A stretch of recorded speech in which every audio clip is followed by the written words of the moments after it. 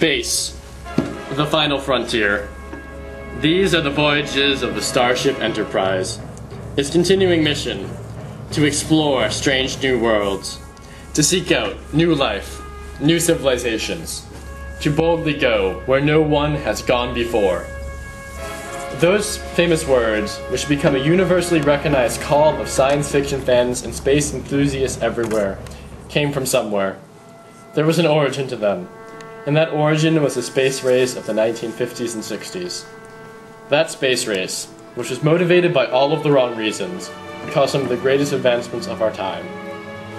The space race began with the Cold War, or the war but not really a war, between the Soviet Union and the United States of America. Each one to prove the superiority of their respective political system, but also to gain superiority in space in order to gain nuclear dominance. The space race, which was kicked off in 1957 by the first satellite Sputnik, would lead to more than a decade of competition. Each side would leverage all of their resources towards this goal, taking the form of NASA in the United States and the Soviet space program in Mother Russia.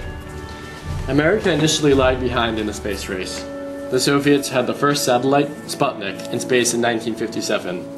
The first animal in space was Sputnik 2 later that year, as well as the first man in space, Yuri Gagarin, in 1961.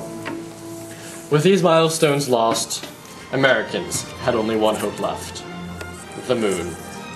After many attempts and many failures, the Americans succeeded with the Apollo program, which placed Neil Armstrong and Buzz Aldrin on the moon on July 20th, 1969. Armstrong uttered the epitomized words, "One small step for man, one giant leap for mankind," which would truly embody the sentiment of the entire nation. The space race would officially end in 1975 with a joint space venture between the Soviet Union and the United States. However, both sides would still fight for dominance on the Earth. What was brought back from the moon? Nothing much. Almost 50 pounds of rocks.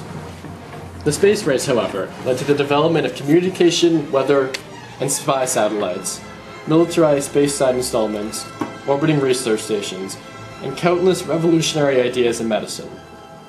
Socially, the space race led to America's fascination with space, which is evidenced by countless novels and television series.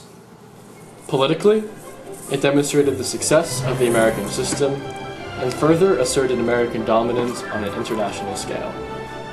Perhaps that is what we should remember in this time where interest in space exploration is dying. We should remember how the space race revitalized our nation, and how it has the potential to do so now.